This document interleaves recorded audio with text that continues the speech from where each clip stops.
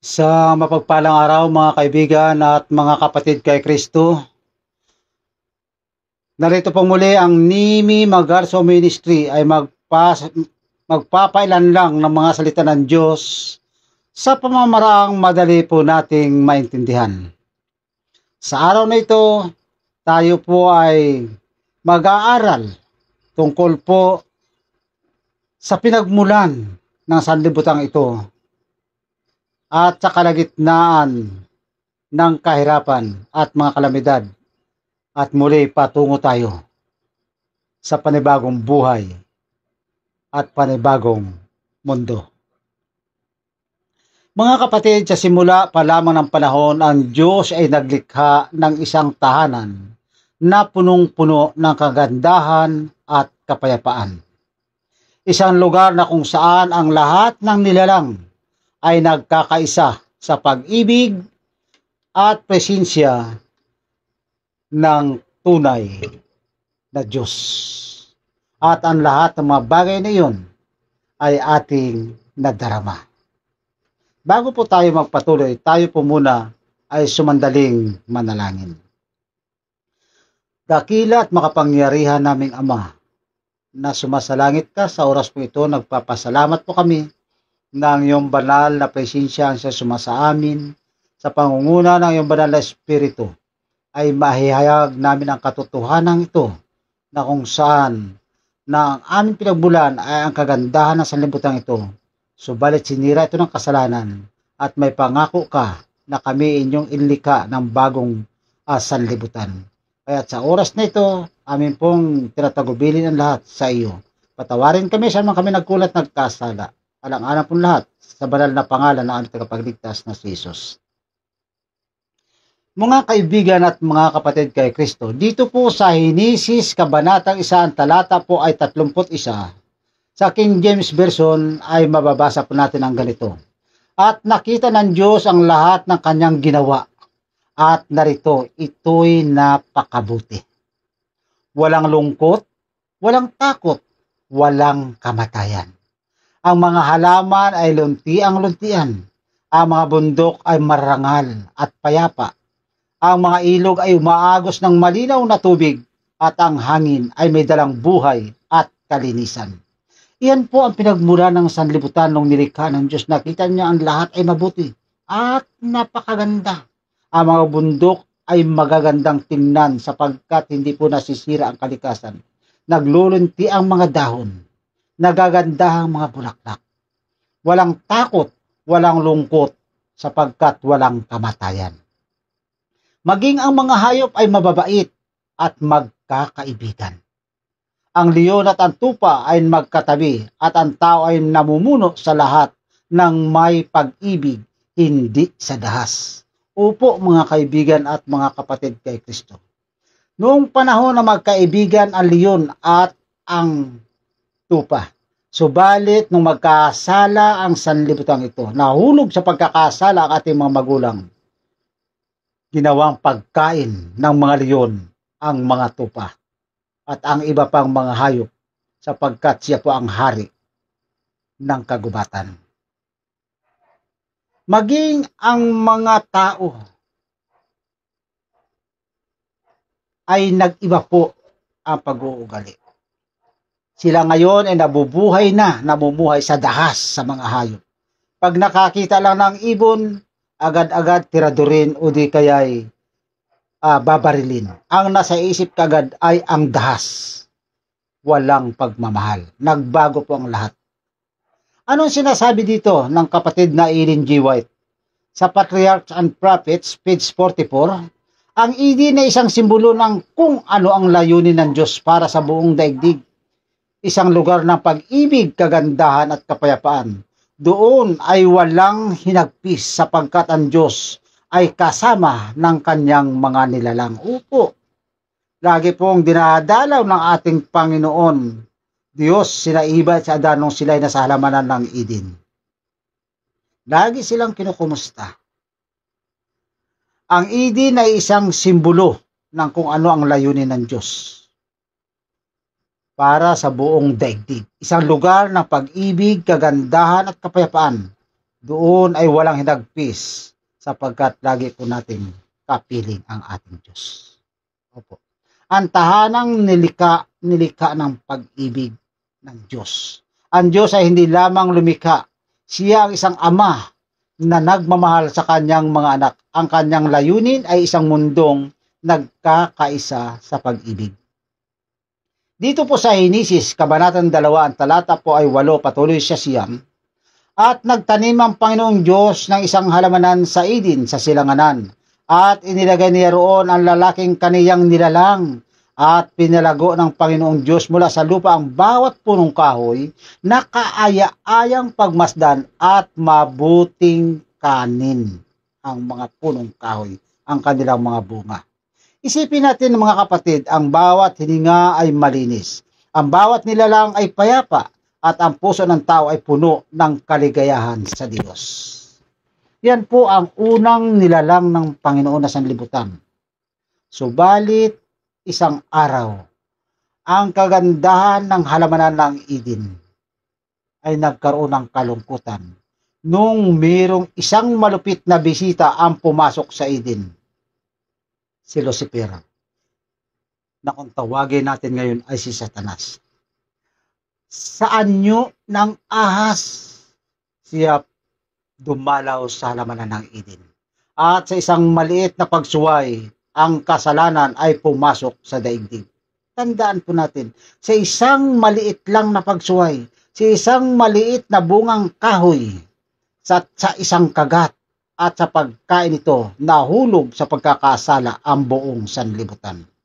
Dito po sa Henesis Kabanatang 3, ang talata po 6, at nang makita ng babae na ang punong kahoy ay mabuting kanin at kayaayang pagmasdan, at isang punong kahoy na mananasa upang mabigay ng karunungan, siya ay kumuha ng bunga niyaon at kinain at binigyan ang kanyang asawa na kasama niya at sila ay kumain. Doon nagsimula ang pagkawasak ng lahat ng nilikha. Opo. Sa una nating mga pag-aaral na binalaan na sila ng Diyos na silang lahat ay pwedeng kumain ng bungang kahoy sa halamanan sa gusto nila hanggat kailan. Subalit sa bungang kahoy na pagkakilala ng mabuti at masama, huwag silang kakain sapagkat sa oras na sila'y kumain, sila'y mamamatay. Subalit puso po ang bisitang dumating sa halamanan ng Eden. Binaliktad lahat ng mga sinarita ng Diyos. Ang sabi, hindi kayo mamamatay. Sapagkat sa oras na kayo kumain niyan, kayo magiging kagaya ng Diyos. Kagaya ng hangarin ni Lucifer na agawin ang kapangyarihan ng Diyos, ang kalagayan ng pagka-Diyos, gusto niyang taasan pa ang ating Panginoong Diyos. At sa pagpasok ng kasalanan ito, mga kaibigan ko, mga kapatid kay Kristo, ang dating payapang mundo ay nabalot ng kadiliman. At doon nagsimula ang pagkawasak ng lahat ng nilikha ng Diyos. Ang mga bundok ay nagbago ang anyo, ang mga ilog ay umagos na may baha, ang hangin ay nagdadala ng unos, at ang mga hayop ay naging mabagis. Hindi na mapagkakatiwalaan ng mga tupa, ng mga kambing, ng iba pang mga nilalang ang mga leon, ang mga tigre, ang mga oso. Sapagkat sa oras na makita sila, ginagawa silang almusal, ginagawa silang tanghalian, ginagawa silang hapunan at merienda ng mga mababangis na hayop. Ang dati sagana sa pag-ibig at mabait at maamong mga hayop ay naging malupit at naging marahas sa kapwa nila mga hayop. Opo. Ang lahat ng nilalang ay tila nagpapahayag ng galit ng Diyos laban sa kasalanan. Hindi po nagagalit ang Panginoong Diyos sa taong makasalanan, subalit galit siya sa ginagawa nating mga kasalanan. At sa mga ginagawang ito, maging ang kalikasan na kanyang nilikha ay nagdaramdam din at tila ba nagpapakita din ng kanilang dahas at kalupitan. Hindi lang po hayop. Dito po sa Roma, Kabanatang 8, ang talata po 22, sapagkat nalalaman natin na ang buong nilalang ay sama-samang dumaraing na nagdaramdam hanggang ngayon, mga kaibigan at mga kapatid kay Kristo. Kung atin pong nararamdaman ngayon ang mga kalamidad, ang mga bagyo, ang mga dagat lumulunok ng tao, ang hangin ay pumapatay ng tao, ang mga bundok ay nalalandslide, maraming natatabunan, nabibitak ang mga lupa dahil sa lindol, at dahil sa baha, maraming buhay ang nakitil. Lahat ng nilalang ng Diyos ay sinira ng kasalanan at nagkaroon din sila ng dahas. Hindi lang ang mga hayop at hindi lang ang tao nagbago, pati ang kalikasan ay nagbago rin. Nawala ang kanilang luntiang mga dahon, nawala ang kanilang nagagandahang mga bulaklak. Ang bundok ay nakakalbo na sa walang habas na paninira ng mga tao. Opo. Mga kapatid, naramdaman natin iyan ngayon, ang mga lindol, bagyo, baha, init at sakit, lahat ay bunga ng kasalanan. Noon ang kaluwalhatian ng Diyos ang siyang nagliliwanag. Ang init ng araw na ibinigay ng Panginoon nung maggawa siya ng araw ay hindi po nakakasunog. Subalit ngayon, walang masulingan ng mga tao. Kapag katag-init, reklamo na sobrang init. Kapag katag-ulan, reklamo dahil sa baha. Ano ang naging dahilan? Dahil sa pagtanggap sa kasalanan ng bisitang dumalaw sa halamanan ng Eden. Tinanggap ang maling aral. Kaya mag-iingat po tayo, mga kaibigan at mga kapatid kay Kristo, sa dumadarating sa atin, sa mga nadalaw sa atin, sa ating mga bisita, baka ikay ipapahamak ng kanilang mga turo at aral. Hindi lamang kalikasan ang nagbago, kundi pati puso ng tao. Dati ang puso ng tao ay mapagmahal sa mga hayop, maibigin sa kapwa. Subalit dahil sa kasalanan, naging malupit ang mga tao. Nawala ang pag-ibig, naging marahas. Hindi ka na safety, hindi ka pwedeng matulog sa labas ng bahay. Kapagkat hindi mo alam, baka bukas hindi ka na magigising. Ang dating pusong puno ng pag-ibig ay napalitan ng inggit, galit, pagnanasa at karahasan. Iyan po ang dating puno ng pag-ibig, mapagpatawad, nagkarapalitan ito ng inggit, galit at pagnanasa at karahasan. Ang naging dahilan dyan ay ang pagnanasa sa mga karangalan ng sanlibutan ito, sa kayamanan ng sanlibutan ito. Kaya nagkaroon ng karahasan, patayan dito, patayan doon, dahil sa inggit. Ang kapayapaan ng Eden ay napalitan ng pag-aaway. Opo.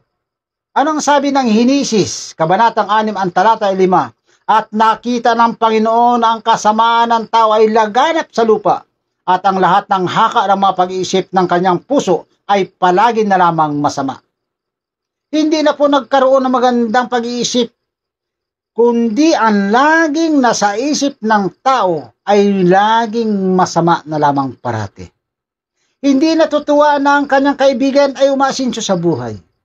Hindi natutuwa ng kanyang kapitbahay ay umaasinso sa buhay, umaangat sa buhay. Dahil sa inggit at pagnanasa sa anumang meron ang ating kapwa. Ang kapayapaan ng Eden ay napalitan ng pag-aaway. Opo. Ganito rin ang sinabi ng kapatid na Ellen G. White sa Step to Christ, page 17.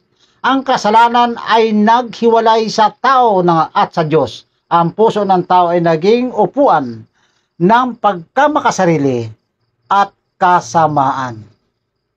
Dahil sa pagbabago ng sitwasyon, dahil sa kasalanan, ang puso ng tao ay napahiwalay sa Diyos. Hindi na niya nagustuhan. Wala na siyang panahon sa ating Panginoong Diyos. Kaya't napalitan ang pag-ibig sa Diyos ng kataksilan. Kaya ngayon ang mundo ay tila gumaganti, ang dagat ay lumulunok ng lupa, ang hangin ay humahampas, ang lupa ay yayanig, sapagkat ang Diyos ay nagpapakita ng kanyang puot laban sa kasalanan. Opo. Ganyan po ang nangyari. Ngunit tandaan natin, ang Diyos ay hindi galit sa tao, kundi sa kasalanan na sumisira sa tao. Diyan po galit ang Panginoon. Hindi po galit sa atin, sapagkat ang Diyos ay pag-ibig, sagana sa pagpapatawad. Kaya nga iniiwan niya ang 99 at hahanapin niya ang isang nagkakasala. Iniwan niya ang 99 ng mga matuwid at hinanap niya ang nawawalang tupa, sapagkat mahal siya ng Diyos.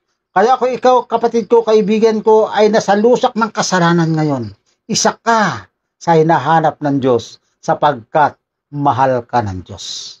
Huwag mong isipin wala ka ng pag-asa, sapagkat ang Diyos ay pag-ibig, at itong pagkakataon na ikaw ay kanyang masumpungan, at pagkakataon mo rin na salubungin ang Panginoon, at kung siya iyong masalubong, yakapin mo siya at tanggapin sa iyong puso, ikaw ay makakasama sa bagong langit, bagong lupa na lilikhain ng Panginoon, sapagkat ang unang langit ito at ang unang lupa nito na nalusak sa kasamaan, mapaparam ito, mawawasak ito, sapagkat sinabi ng Panginoon. Ang pangako ng Panginoon nung magkasala ang tao.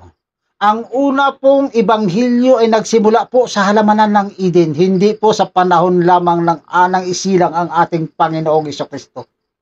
Nandoon pa lang sa halamanan ng Eden, sinabi ng Panginoon kay Satanas. Dito po sa Henesis, Kabanatang 3, ang talata po 15.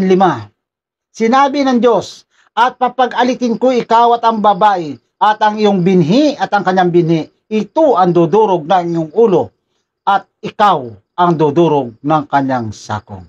Ito po ang unang ibanghilyo na sinabi ng ating Panginoong Diyos, na mayroong isang dudurog ng ulo ni Satanas. At ang babaeng ito, mga kaibigan at mga kapatid kay Kristo, ay ang iglesia na kanyang itinayo. Sa halamanan pa lang ng Eden, meron na pong iglesia doon. At sapagkat nagkasala, ibig sabihin, meron ng batas ang Diyos. Hindi pa nailabas sa 10 utos sa panahon ni Moises. Meron ng batas, huwag. Pag sinabing huwag ng Diyos, magpakailanman ay huwag. At nung magkasala na nilabag ang huwag, may pangako ang Diyos. Ang unang ibanghilyo niya, dudurugin ang ulo ni Satanas. Iyan ang unang pangako ng tagapagligtas na si Jesucristo. Dumating siya upang ibalik ang lahat ng dating kalagayan at higit pa sa dati. Opo. Kung tayo sumampalataya lamang sa ating Panginoong Diyos at sumamba tayo sa Kanya sa Espiritu at sa katotohanan, tayo ay maninirahan sa bagong langit, bagong lupa na inihanda niya sa bawat isa sa atin.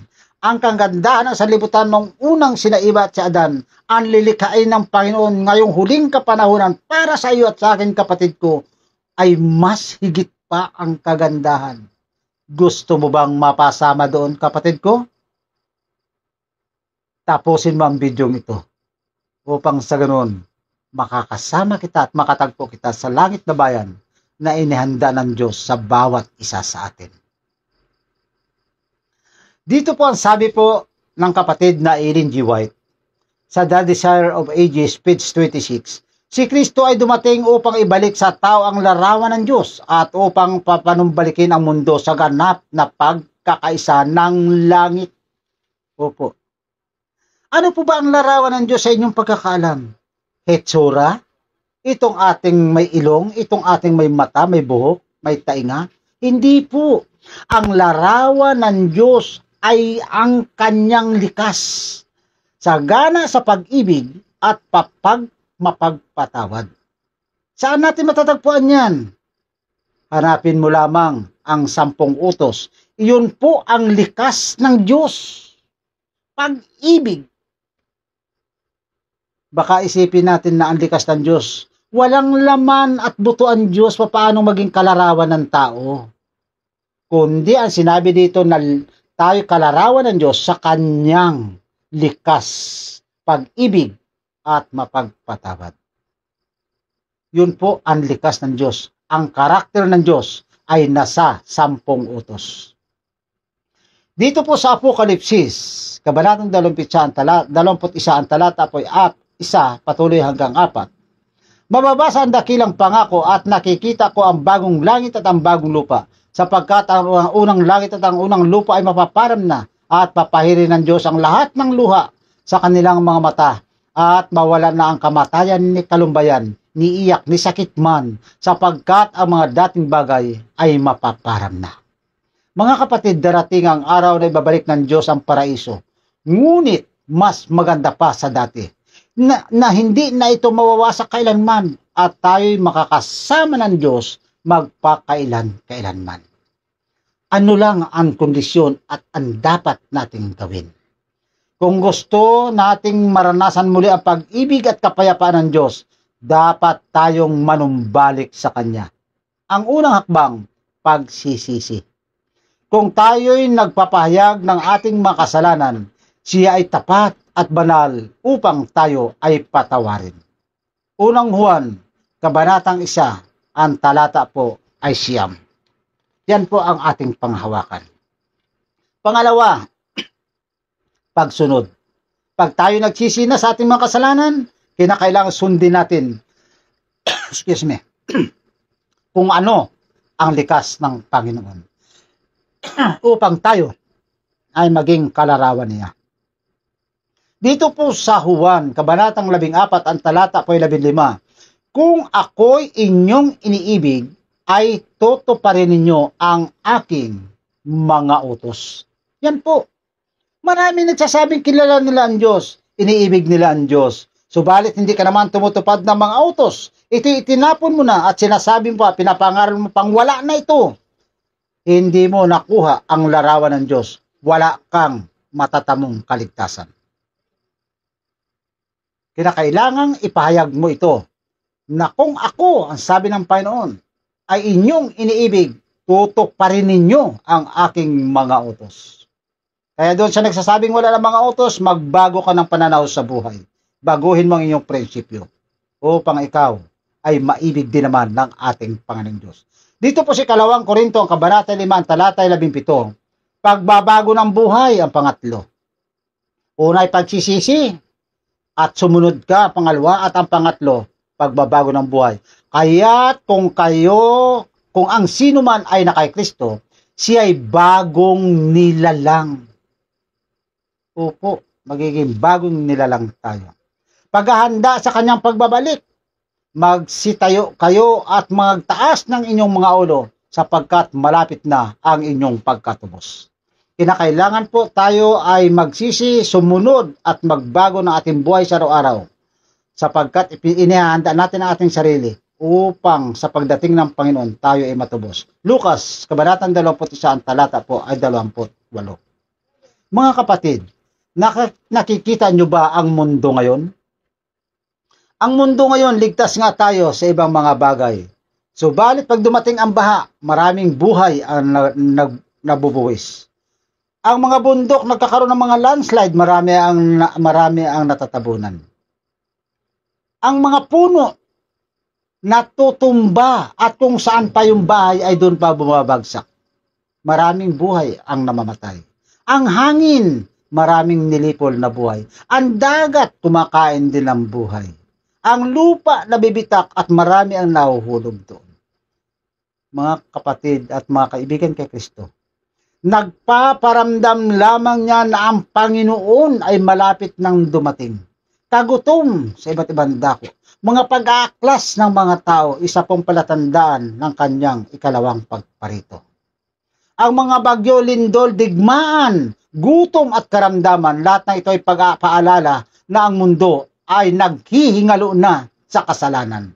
Kita mo ngayon sa ibang mga lugar, may pansamantalang lockdown sapagkat ang mga karamdaman, wala na po tayong ligtas. Kundi ang kaligtasan natin ay sa ating Panginoong Hesukristo. Ngunit si Jesus ay naghanda ng bagong tahanan para sa ating kaligtasan. Isang bagong Eden, isang bagong langit at bagong lupa, kung saan ang kapayapaan at pag-ibig ng Diyos ay walang hanggan. Ngayon, tinatanong ka, kaibigan ko. Anak ko, gusto mo bang makasama ako sa bagong Eden? Gusto mo bang maranasan muli ang kapayapaan na walang hanggan? Kung ang iyong sagot ay oo, Panginoon, itaas mo ang iyong puso sa Kanya ngayon din, kaibigan ko. Manalangin ka saan ka man ngayon dinatna ng mensaheng ito. Maging sa punong kahoy ka, maging sa kabundukan ka, o saan ka mang lugar naroon, didinggin ng Panginoon ang iyong dalangin. Sumabay ka sa panalangin ngayon, kaibigan ko. Sabihin po natin, aming mapagmahal na Diyos, salamat po sa kagandahang nilikha ninyo sa simula, sa paraisong puno ng kapayapaan at pag-ibig. Patawarin nyo kami, Panginoon, sa aming mga kasalanan na siyang dahilan ng pagkawasak ng mundong ito.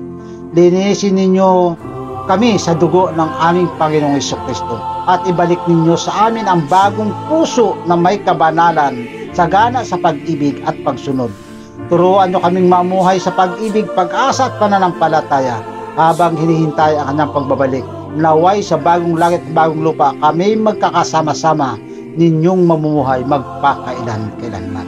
Kapatid ko, sumama ka sa panalangin ito. Ngayon na ang oras ng pagbabagong buhay. Ngayon na ang oras upang itaas mo ang iyong puso sa Panginoon. Hinihintay ka niya upang ikaw ay kanyang tanggapin at makakasama ka sa bagong langit, bagong lupa na inahanda niya sa iyo at sa atin. Ito ang aking dalangin sa makapangyarihang pangalan ng ating Panginoong Hesukristo. Amen.